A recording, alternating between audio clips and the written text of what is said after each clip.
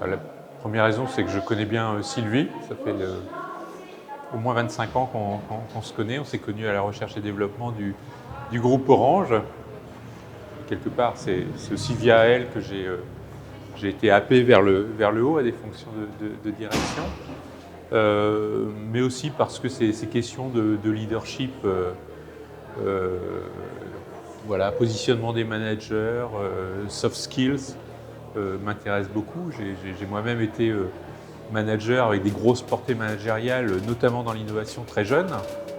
Et j'étais plutôt à l'époque, je me souviens, dans une grande culture de performance, mais au détriment des personnes, donc quelque part un tueur. Et voilà, la vie, les épreuves, la maladie aussi, et puis l'expérience, la maturité. On dit qu'il faut 50 ans pour faire un homme. C'est peut-être ce qui manque à Macron d'ailleurs. Eh bien, m'ont amené un style de management beaucoup plus qui reste dans la performance, mais qui est aussi dans une extrême bienveillance avec les personnes, un très grand respect. L'engagement des équipes, ça se provoque et ça se mérite. Donc, de ce point de vue-là, je recherche maintenant, quand je recrute, des managers inspirants. En toute transparence, j'ai trouvé que dans les résultats, on n'était pas tellement sur les soft skills et on était plutôt sur des trucs un peu communs comme l'agilité, voilà. Alors que voilà, l'empathie me semble extrêmement importante. La conscience aussi et derrière la conscience, c'est aussi la conscience de soi. Être en harmonie avec ce qu'on dégage et ce qu'on est réellement. C'est vraiment un driver fort pour manager des équipes, pour donner du sens. Donc voilà, je suis un peu sur ma faim sur les soft skills de ce point de vue-là. Bah, c'est toujours pareil. Après, quand j'écoute quelqu'un, est-ce que je suis à écouter ce qu'il dit, il ou elle, ou est-ce que je suis à essayer de comprendre la personne qui j'ai en face de moi? Voilà. Donc évidemment, celui qui m'a le plus parlé, c'est M. Chang, parce qu'on sent une force tranquille.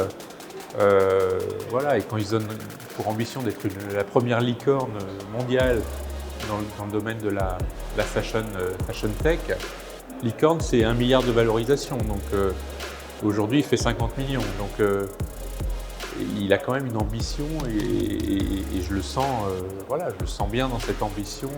Voilà, j'ai bien accroché. Et puis la petite Clara, la jeune Clara, quand même plus d'âge, je l'ai trouvée très concrète. Très concrète, voilà. Donc elle aussi, elle m'a parlé parce que je lui trouvais beaucoup de maturité et de qualité, malgré son jeune âge, que je ne connais pas, mais je suppose qu'elle est très jeune. En tout cas, dans sa fonction de jeune et jeune femme, elle m'a beaucoup parlé, oui. Sylvie, je trouve qu'elle est... en tout cas, j'ai découvert ce soir, dans l'histoire qu'elle racontait pour présenter Blossom et son parcours, lui donner du sens, rétrospectivement. Je l'ai trouvée très en cohérence dans l'histoire qu'elle raconte avec ce qu'elle est. Et je pense qu'elle est très sincère là-dessus. Je sais qu'elle sait jouer, mais là, je pense qu'elle ne joue pas. Donc, voilà, il y a de la vie. Elle était en vérité, je crois qu'elle est en vérité avec ce qu'elle est. Et de ce point de vue-là, elle est très convaincante. Donc, voilà, je trouve qu'elle dégageait une espèce d'harmonie. Voilà. Après Sylvie, voilà, ce qu'elle m'a apporté, c'est que voilà, c'est quand on s'est rencontrés. Elle était au COMEX de la recherche et développement du groupe Orange. Moi, j'étais un petit ingénieur et voilà. et jeune, et puis donc je la voyais comme une chef, presque quelque chose peut-être à l'époque que je ne m'autorisais pas, voilà, je me projetais pas dans ces fonctions-là, et quelque part elle m'a inspiré, elle m'a donné la main, donc voilà, c'est ça qu'elle m'a apporté, ses réseaux, ses conseils, et puis c'est par voilà, je la trouvais entière, décidée, peur de rien, dans l'action. Tout ça, c'est très inspirant.